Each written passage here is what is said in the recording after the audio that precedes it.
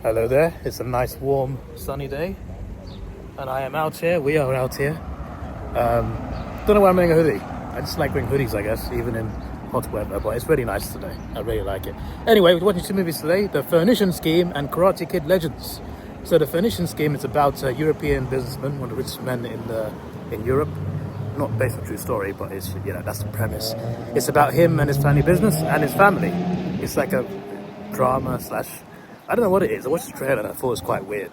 But it's got a huge cast and I'm looking forward to it. The cast, right, Jeffrey Wright, Benedict Cumberbatch, Scarlett Johansson, Riz Ahmed, Richard Ayoade, Michael Cera, Bryan Cranston, Benicio del Toro, who plays the main character, and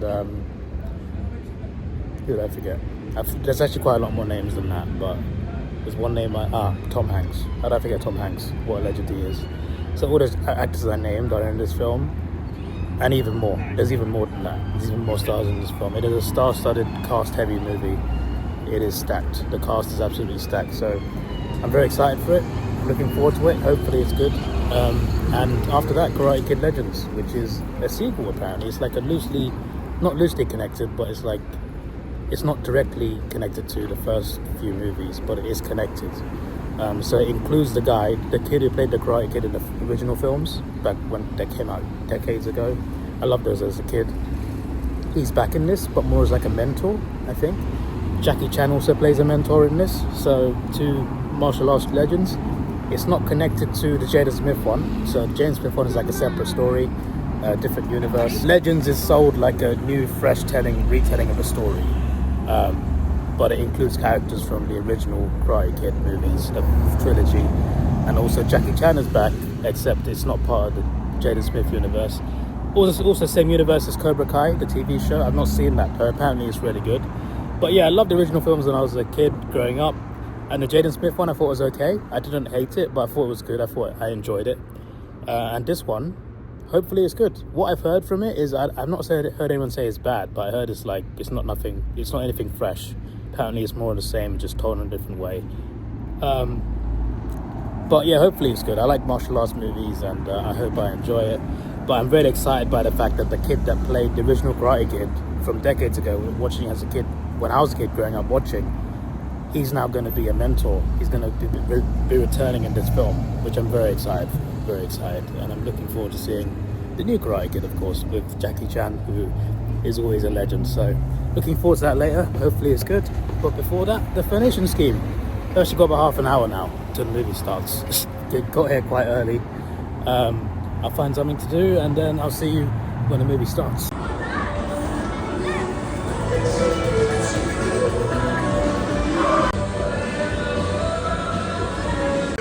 There we go, look at that for a cast.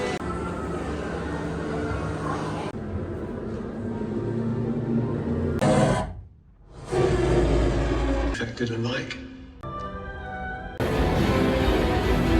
Epic music. Yeah, so Phoenician Scheme. It's pretty good. The acting was great. The woman, I don't know her name. Mia Appleton or something.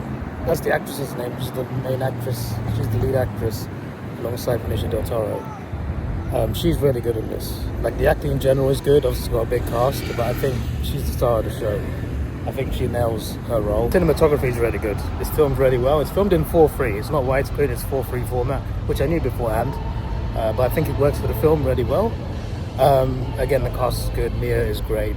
Story about a businessman who has enemies who want to bring him down, and he is a little bit crazy. Sorry to butt in with an extra clip, but I forgot to say in my review, this movie is actually very quotable, especially if you go back on it and rewatch it. It's very quotable. Myself, I feel very safe. Here, help yourself to hand grenade. There's a couple quotes in the movie, and that's what I forgot to mention. Quotable, some funny one-liners, some really funny one-liners, especially from Del Toro. Actually, they're all from him. Every good one-liner is from him. Every funny one, at least. The movie is as weird as the trailer. It's as weird as the trailer. It is quite intriguing the way it goes down. But I think it's like, I don't think it's a great movie, but I had a good time. I enjoyed it. My main downside to it is I feel like it didn't feel well paced, which feels like I shouldn't be saying that because the movie is quite short. It's an hour and 41 minutes. 1 hour 41, that's it. That's fairly short for a film. But towards the end, it felt like it was still dragging a bit, which was a bit of a surprise to me. But apart from that, very interesting movie. It's hard to describe it without, putting too many spoilers in. But each character is unique. Each character has a weird personality, and each character is crazy in their own way. So it makes for a very interesting, very unique drama. It's hard to find movies that are unique and can't be compared to anything else. But that's this movie. This movie is unique, and it's hard to compare it to pretty much anything else. So it was good, well directed, well filmed, well acted. It's just that towards the end, I felt like it was dragging a bit. That's the main issue. Apart from that, I had a good time. I thought it was pretty good. I'd give it a 7.8. Yeah, that's an interesting rating. 7.8 out of 10. I think that's a fair rating for me based on my experience. Next up, I still got half an hour to wait actually. There was actually, so it's 5:30. Well, that was random. Some kid just ran past me and her dad ran after her. And it turned into some weird commotion. I'm just like, let me just stop talking for a bit. But anyway, as I was saying, I don't think the camera caught any of that anyway. As I was saying, yeah, so I came half an hour before this movie started. Now there's half an hour between the next movie. This movie ended like 5:30. There was a showing at 5:10 for Karate Kid. I could have gone straight in, but I chose not to, just in case.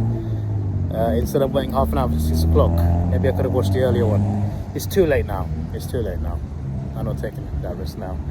But I'm looking forward to it. Still got 25 minutes to kill, so find something to do, I guess. But I'm very excited. Not in IMAX. I don't think it's released in IMAX, to be honest. But yeah, next week there's a couple films released in IMAX, I believe, that I'm going to see. Some of you probably guess what the two movies are because they're pretty big movies coming out next weekend for two big franchises. So I'm very excited. So yeah, hopefully those are good. But yeah, tonight, Karate Kid, the return of a cool franchise. I hope it's good because this could be one of those sequels that are just not necessary at all. But I'm very excited because of who's in it and because the new story, well, apparently it's not, but because it's fresh. I say fresh characters, it's not either, apart from the main character, but I'm still very excited, just like the motorcycle driver. I am still very excited for this, and hopefully it's good. Let's do this.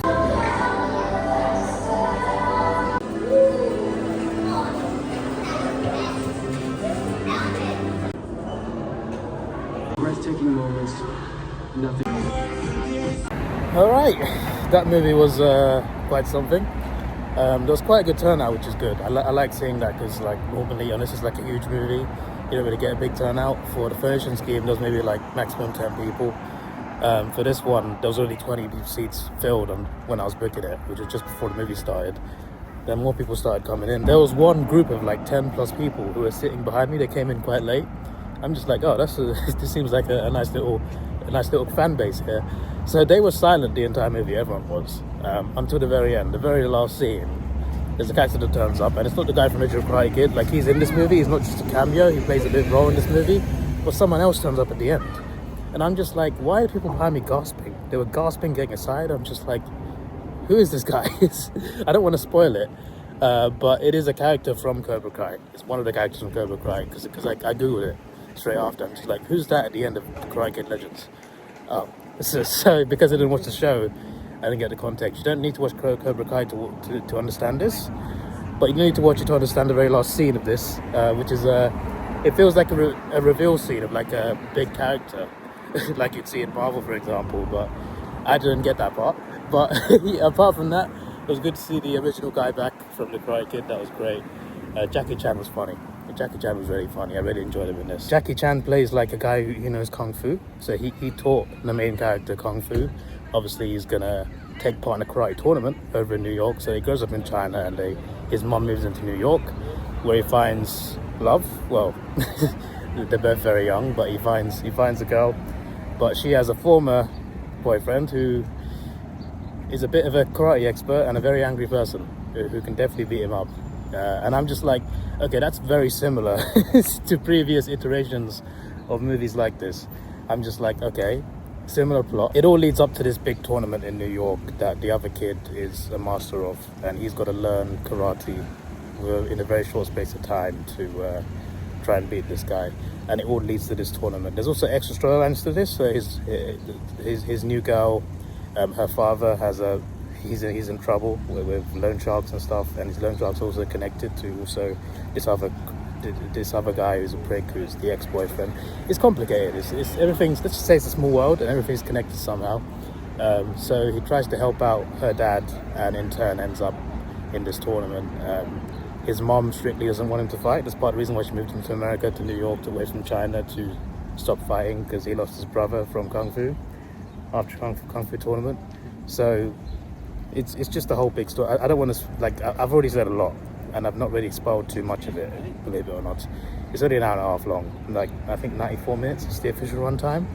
I said as much as I can say about getting too much spoilers, but Jackie Chan teaches him to fight. He flies to New York himself to teach him to fight, and he already knows how to fight. He already learned a lot of Kung Fu, but he's got to train for his karate tournament. So Jackie Chan goes to hire the original Karate Kid, who obviously he's going to teach karate, teach him in his own way, teach Mr. Miyagi's ways. So they're both teaching him, and they both have a conflict in terms of how to teach him, how to defend himself, etc. So there's some funny scenes there. Jackie Chan is especially really funny in those scenes, and he's funny in a lot of scenes as well, in other scenes. And it's really cool, and it all leads up to this big tournament, right? And this is the part where it gets a bit underwhelming for me, because believe it or not, I didn't like it that much.